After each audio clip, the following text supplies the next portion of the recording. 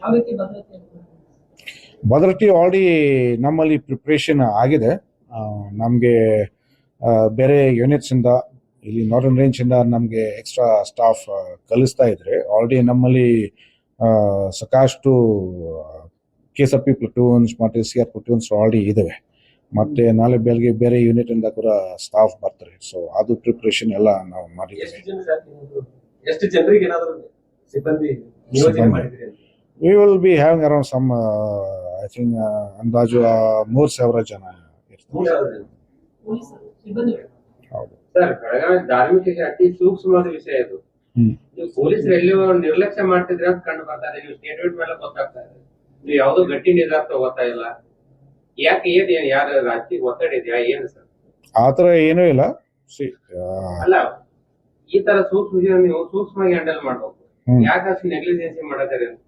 ಅದಕ್ಕೆ ಇದರಲ್ಲಿ ಕೂಡ ನಾನು ಆಲ್ರೆಡಿ ಒಂದು ಎನ್ಕ್ವೈರಿ ನಾನು ಶುರು ಮಾಡಿದ್ದೀನಿ. ಯಾರ ಆಫೀಸರ್, ಯಾರ PSI, ಇನ್ಸ್ಪೆಕ್ಟರ್, SP ಕಡೆಯಿಂದ ಯಾರ ನಿರ್ಲಕ್ಷ್ಯ ಇದ್ರೆ ಅದು ನಾವು ಜವಾಬ್ದಾರಿ ಹಾಕಿ ಅವ್ರ ಮೇಲೆ ಮತ್ತೆ ಸೂಕ್ತ ಕ್ರಮ ತಗೊಳ್ತೀವಿ. ಈಗ ಅವರು ಅದು ಏನು ಗೊತ್ತಿಲ್ಲ, ಅದು ತನಿಖೆ ಏನು ನಡೀತಾ ಇದೆ. ವಿ ಹ್ಯಾವ್ ಟು ಸಿ ಇದರಲ್ಲಿ ಈಗ ಏನಿದೆ ಇದರಲ್ಲಿ ನಾವು ಈ ಕಡೆ ಎಲ್ಲ ಕಡೆಯಿಂದ ನಾವು ಸ್ವಲ್ಪ ನೋಡ್ಬೇಕು.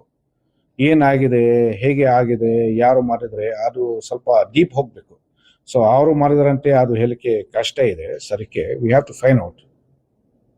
ಇದು ಮಿಸ್ಸಿಂಗ್ ಕೇಸ್ದಿಂದ ನಿರ್ಲಕ್ಷ್ಯತೆ ಆಗಿದೆ ಸರ್. ಇದು ನಾವಾಗಲೂ ಒಂದಿನ ಇದಾಗಿಲ್ಲ, ಅವರು ಕಂಪ್ಲೇಂಟ್ ಮಾಡಿದ್ರು ಬರೀ 15 ದಿವಸ 1 ತಿಂಗಳು ಇಲ್ಲ. ಆ ಮಿಸ್ಸಿಂಗ್ ಕೇಸ್ ಅಲ್ಲಿ ಅದು ಇನ್ಸ್ಪೆಕ್ಟರ್ ಕಡೆಯಿಂದ ಯಾವ್ದು ನಿರ್ಲಕ್ಷ್ಯ ಇಲ್ಲ. ಮಿಸ್ಸಿಂಗ್ ಕೇಸ್ ಅಂದ್ರೆ ಅವ್ರು ಮಿಸ್ಸಿಂಗ್ ಹೋಗಿದ್ರೆ ಅದು ಬೇರೆ ಇಶ್ಯೂ. ಆದ್ರೆ ಮಿಸ್ಸಿಂಗ್ ಕೇಸ್ ನಂತರ ಏನಾಗಿದೆ ಅದು ಬೇರೆ. ಬಟ್ ಮಿಸ್ಸಿಂಗ್ ಕೇಸ್ ನಂತರ ಏನೇನಾಗಿದೆ ಅದು ಮೇಲೆ ಬೇರೆ ಆಕ್ಷನ್, ಸೂಕ್ತ ಕ್ರಮ ತಗೋಬೇಕು. ಅದು ಆಗಿಲ್ಲ. ಮೀಟಿಂಗ್ ಅದು ಅದೇ ಊರಿನಲ್ಲಿ ಆಗಿದ್ದು ಸರ್. ಅವಾಗೇನು ಆಗಿಲ್ಲ ಸರ್. ಈಗ ನಾಳೆ ಪ್ರತಿಭಟನೆ ಮಾಡಕ್ ಬರೋರು ಅಥವಾ ಬಂದ್ರೆ ಏನ್ ಹೇಳ್ತೀವಿ?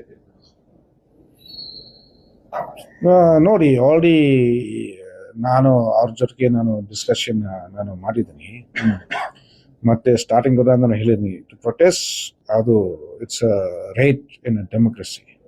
ಬಟ್ ಯಾರು ಬಹುಶಃ ಬೇರೆ ತರ ಮಾಡಿದ್ರೆ it take the law into their own hands. ಮತ್ತೆ ನಾವು ಕೂಡ ಆಕ್ಷನ್ ತಗೋಬೇಕು.